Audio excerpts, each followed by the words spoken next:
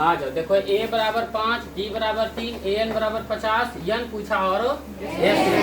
पहले जो दिया है उसी को हम सोचेंगे। बताओ a के लिए कोई फॉर्मूला है? d के लिए कोई फॉर्मूला तो है। तो d के लिए फॉर्मूला ज्यादा ठीक है कि an वाला फॉर्मूला ठीक है? कौन वाला फॉर्मूला? क्या कर बोला? an वाला।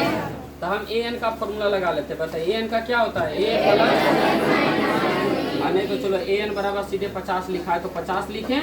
और an का formula a plus n minus 1 into D बराबर 50। कोई दिक्कत? चलिए a बराबर कितना है? n भी दिया गया है जी।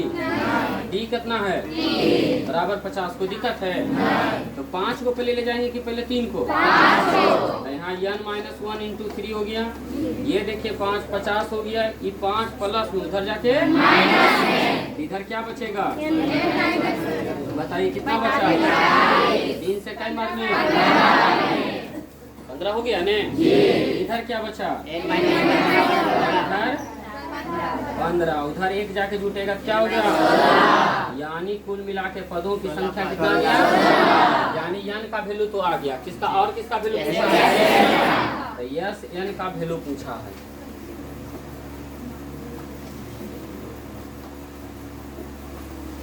चलिए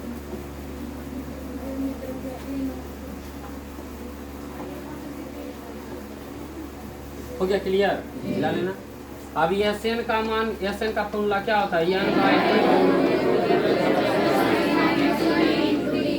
अब देखो एक और फॉर्मूला तो n by 2 a plus an, वो भी लगा सकते हैं।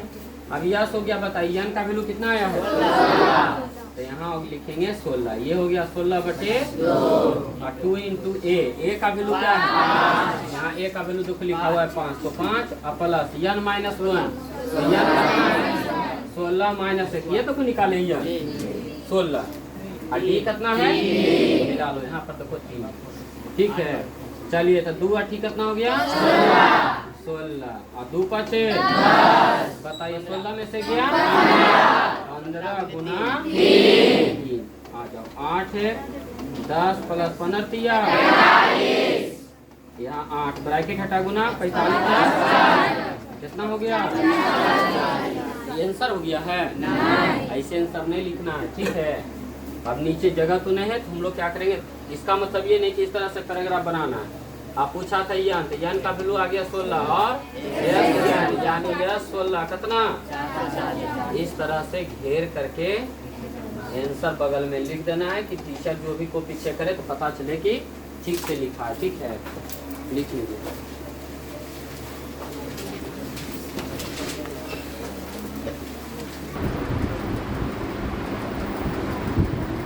आ जाइए।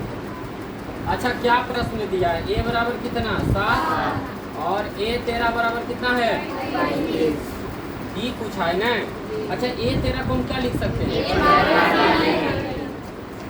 a का वैल्यू और 12 d बराबर 7 को उधर ले जाएं।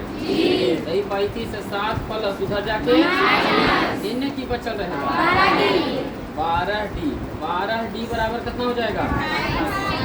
28। अब d का वैल्यू चाहिए 28 बटे गुना मैंने आके भागा 4 से 4 किया 12 4 से 28 ये 13 और कुछ बेटा है जी? नहीं 12। चलो कितना गया d का वैल्यू? क्लियर है? यहाँ देखो पूछा था d मिल गया कि नहीं? अच्छा बताइए यस 13 का मतलब क्या होता है? Sn ये ने n बाई 2 क्या 2a plus n minus 1 into d। अब देखो यस हो गया। n के जगह पर कितना लिखल है? 13। यहाँ 13 लिखे। समझ में आ गया कि n को 13 कैसे बोले? क्योंकि लिखा है यस 13 पदों का योगफल। n के वैल्यू कितना? 13। यहाँ देखो 13 बटे हो गया 2 इंटू a का वैल्यू n का वैल्यू n का वैल्यू देखो n के वैल्यू 13 रखली n के वैल्यू 13 माइनस 1 और d का वैल्यू 7 बटा 3 जैसे था मान रखे। फिर से मिलाइए। s 13 का मतलब होता है s n का value n by 2 2a plus n minus 1 into d। तो फॉर्मूला हो गया। तो दिक्कत अब यस हो गया n की जगह पर 13, तो 13 बटे 2 इंटू 2 इंटू कितना 7 और प्लस n माइनस 1, n का वैल्यू कितना 13 माइनस 1, कोई दिक्कत है। और d का वैल्यू देखो यहाँ से निकाल कर वहाँ रख दिए। अब करना कुछ नहीं, बस खाली जोड़ घटाव करना है। 13 बटे 2 2 सा 3 12, 13 में से गया ब्रैकेट हटेगा गुना 7 बटा 3। बताइए 3 से कितना बार में, यहाँ हो गया 13 बटे, आइए हो गया 14 प्लस 4 सते। अब यहाँ पर हमने लिखा 13 बटे 2। चलिए ब्रैकेट हटेगा गुना, जोड़िए कितना 2 से 21, 13 इकाई 13, 13 दूनी 26, 273। चलिए डी का वैल्यू कितना आ गया 3 और यस 13 कितना आ गया 273।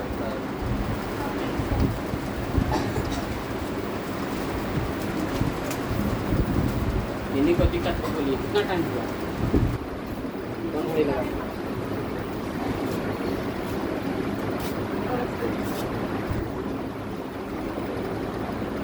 ठीक दो हो। चलिए जी, यहाँ दिया है d बराबर 3 और a 12 बराबर कितना 37। बताइए a 12 का formula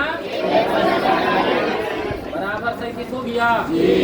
a plus 11 into D का वैल्यू बराबर कितना a प्लस 11 दिया। तो बताइए a का वैल्यू चाहिए तो 37 में 33 क्या हो जाएगा, a बराबर कितना, तो a का वैल्यू 4 आ गया। यस 12 नहीं निकलेगा, यस 12 मतलब एस एन का फॉर्मूला बना लीजिएगा ने, यस 12 लगाइए और आंसर बताइए। चलिए